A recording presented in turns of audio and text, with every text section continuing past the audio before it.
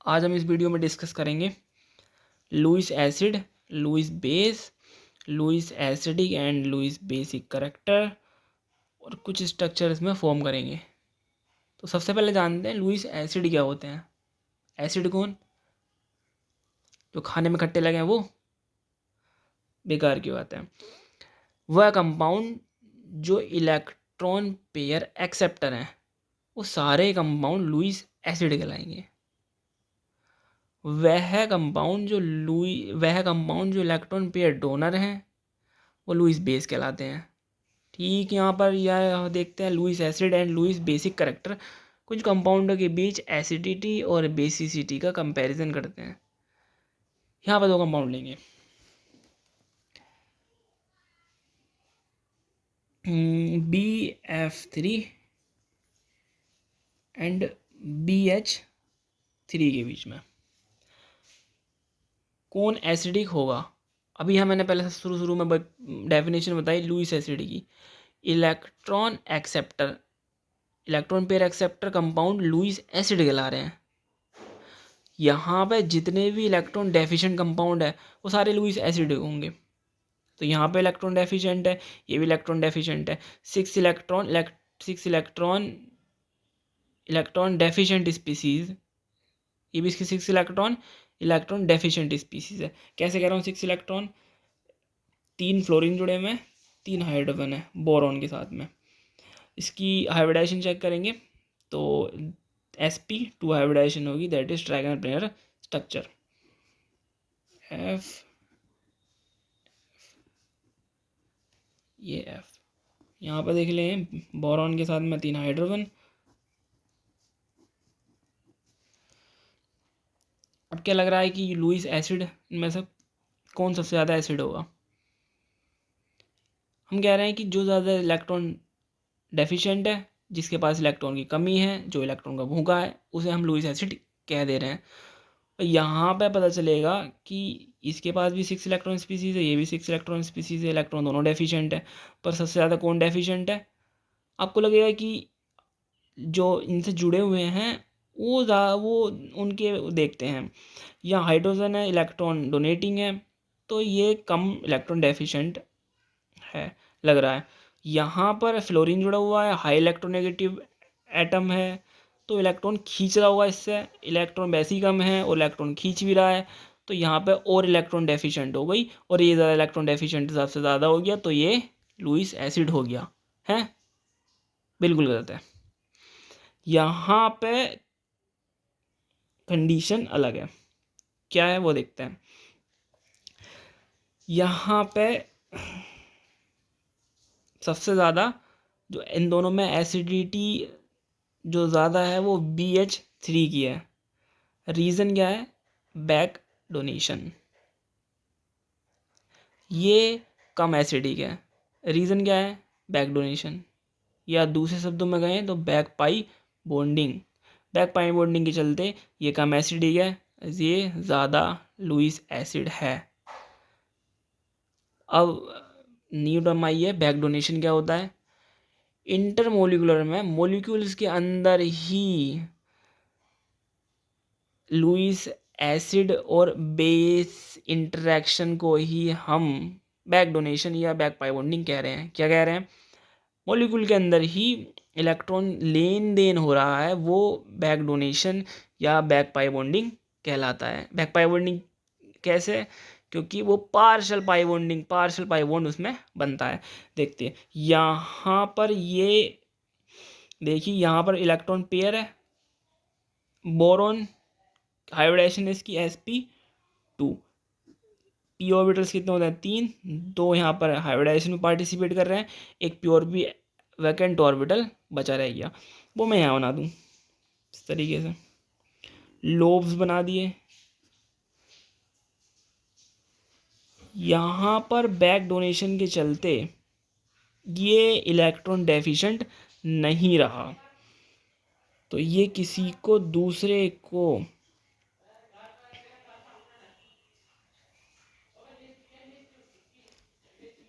ये दूसरे से इलेक्ट्रॉन एक्सेप्ट नहीं करेगा। Do not accept electron pair, तो लुईस एसिड नहीं रहा। बात करते हैं BH3 की। यहाँ पर भी वैकेंट पी ऑर्बिटल है, sp2 हाइब्रिडाइजेशन है, एक प्योर पी ऑर्बिटल बचा हुआ है। पर यहाँ हाइड्रोजन के पास कोई देने के लिए इलेक्ट्रॉन तो है नहीं, फिर ये इलेक्ट्रॉन डेफिशिएंट स्पीसीज बनी रही, तो इसलिए ये लुईस एसिड है। तो यहाँ पे इजीली इलेक्ट्रॉन पेयर ये एक्सेप्ट कर सकता है। तो एक्सेप्ट इलेक्ट्रॉन पेयर, तो ये लुईस एसिड हो गया। तो इन दोनों में कौन सबसे ज़्यादा एसिडिक है? BH3। हम बात करते हैं बेसिसिटी की। अब दोनों में कंपैरिजन करते हैं, अगर बेसिक कौन सबसे ज़्यादा बेसिक होगा। कुछ कंपाउंड ले रहे हैं, जैसे नाइट्रोजन के NH3 अमोनिया और NSiS3 का होल थ्राइस। अमोनिया देखते हैं, अमोनिया की हाइब्रिडाइजेशन कितनी होगी? sp2 हाइब्रिडाइजेशन होगी, एक लोन पेयर है, sp3 हाइब्रिडाइजेशन होगी इसकी, तो NH3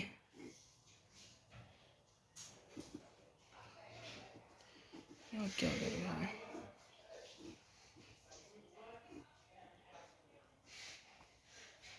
एक लोन पेयर,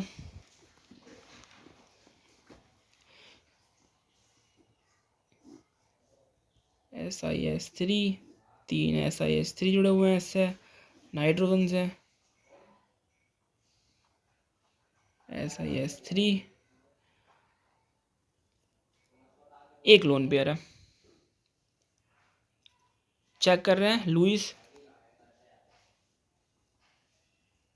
बेस, इन दोनों में कौन सबसे ज़्यादा बेसिक है, नेचर किसकी सबसे ज़्यादा बेसिक है, बताओ।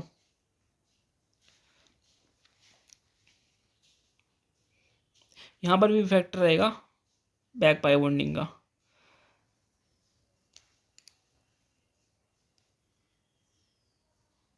यहाँ पे इसके पास में इलेक्ट्रॉन पेयर है, लोन पेयर है, देने के लिए किसी के पास, हाइड्रोजन के पास तो किसी के पास वैकेंट p ऑर्बिटल या d ऑर्बिटल है ना, हाइड्रोजन के पास में तो एक ही ऑर्बिटल है, वो ओवरलैपिंग करके बॉन्ड बना दे रहा है। देने के लिए तो इसके पास जगह नहीं है, तो किसी दूसरे कंपाउंड को देगा। और हम जानते हैं वे कंपाउंड जो इलेक्ट्रॉन डोनर होते हैं वो लुईस बेस होते हैं। तो यहाँ पर इलेक्ट्रॉन किसी इलेक्ट्रॉन डेफिशिएंट को ये दे सकता है, तो इलेक्ट्रॉन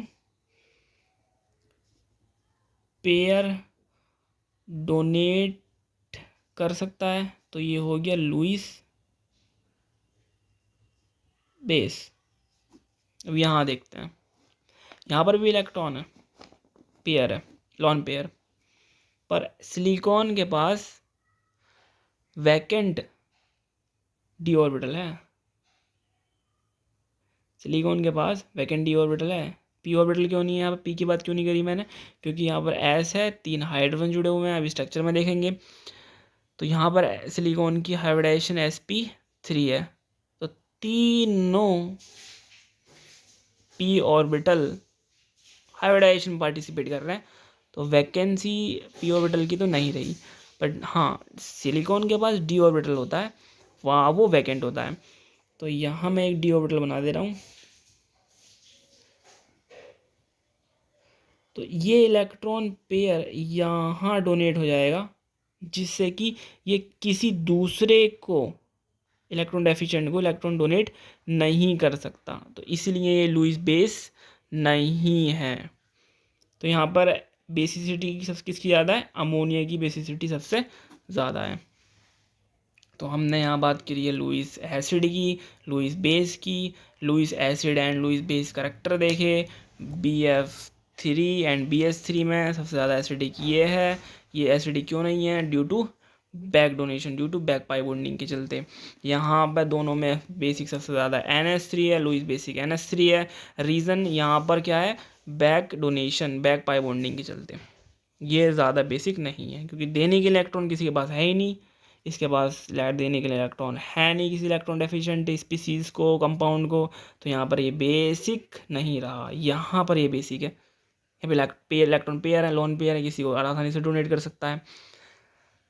अब हाँ चलिए बात करते हैं इसके स्ट्रक्चर की। जैसे अमोनिया का स्ट्रक्चर क्या होगा और इसका स्ट्रक्चर क्या होगा। यहाँ पे ये बैक पाई बॉन्डिंग कर पा रहा है, तो यहाँ पर तो ये लोन पेयर बचा नहीं, क्योंकि ये बैक पाई बॉन्डिंग में पार्टिसिपेट कर रहा है। तो सबसे पहले बनाते हैं इसका स्ट्रक्चर, NSiS3 का होल थ्राइस का।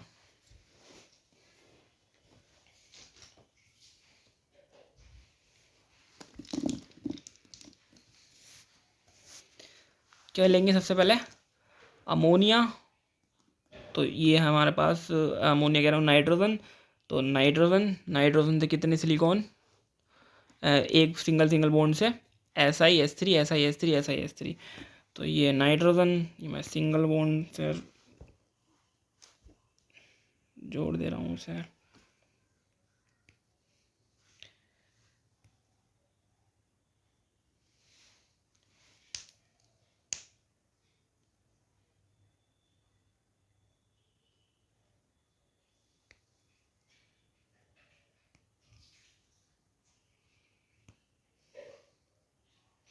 फिर क्या है, सिलिकॉन, तो हम मान के चलते हैं कि सिलिकॉन है, सिलिकॉन का एटम।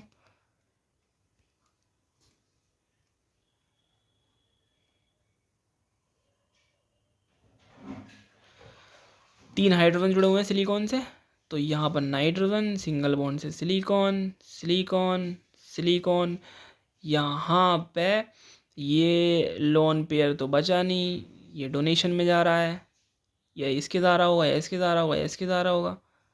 यहाँ पे तो लोन पेयर नहीं है, तो लोन पेयर नहीं है, तो इसीलिए यहाँ पर ये स्ट्रक्चर क्या रह सकता है, ट्रायगोनल प्लेनर रह सकता है। मैं यही एम्फसाइज डालना चाह रहा हूँ। तो यहाँ पर और जोड़ ले रहे हैं इसके, कितने, तीन हाइड्रोजन जुड़े हुए हैं सबसे, तीन हाइड्रोजन जोड़ते हैं इनसे सबसे, सिलिकॉन से।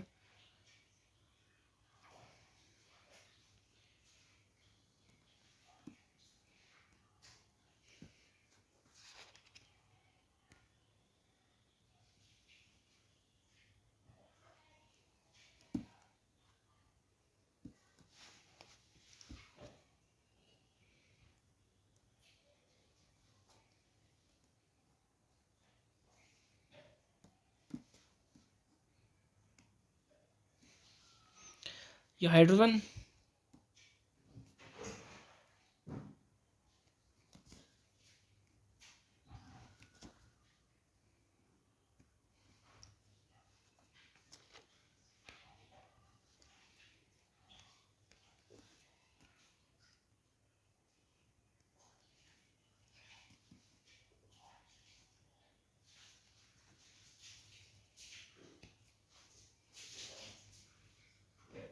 चलिए यहाँ पर हमने NSiS3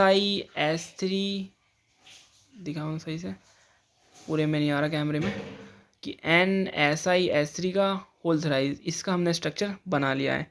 देखते हैं, ये nitrogen, single bond, single bond, single bond, silicon, silicon की सिलिकॉन बी। देखिए यहाँ पर स्ट्रक्चर कैसे निर्धारित की जाती है, मिनिमम रिपल्सन रखने के लिए, क्योंकि इलेक्ट्रॉन सभी के पास है ना, रिपल्सन होता है इसकी वजह से ये स्ट्रक्चर बनता है। यहाँ पर इसका हाइब्रिडेशन कितनी आएगी सिलिकॉन पे, sp3 हाइब्रिडेशन। देखो टेट्राहेड्रल रहेगा, टेट्राहेड्रल बना दिया इसका, ये भी टेट्राहेड्रल। यहाँ पर इसकी ट्राइगोनल प्लेनर, नाइट्रोजन पे नाइट्रोजन का स्ट्रक्चर यहाँ पर देखेंगे, इस हाइब्रिडेशन ट्राइगोनल प्लेनर बना दी।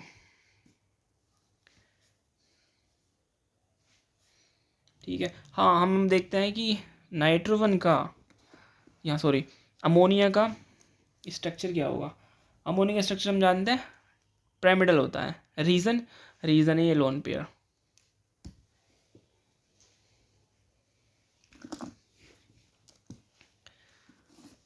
अमोनिया का स्ट्रक्चर बनाते हैं नाइट्रोजन, नाइट्रोजन से अटैच्ड तीन हाइड्रोजन सिंगल बॉन्ड ली, तो ये हमने पहले जोड़ दिया सिंगल बॉन्ड, फिर 3 हाइड्रोजन।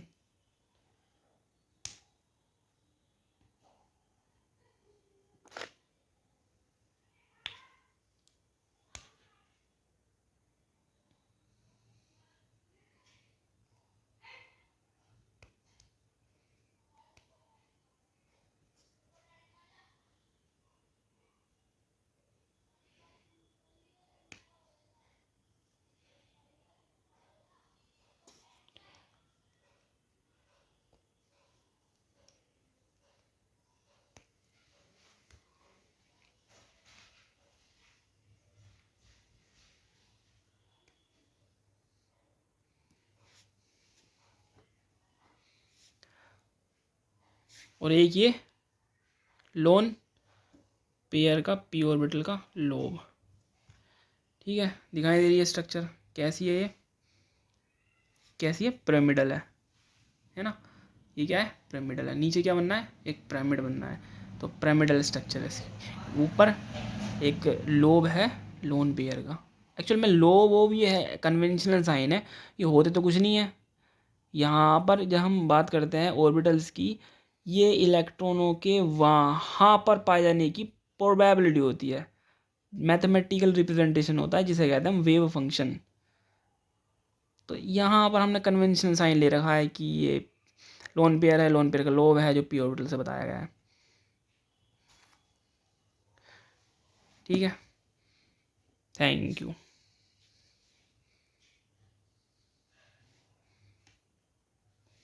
Thank you.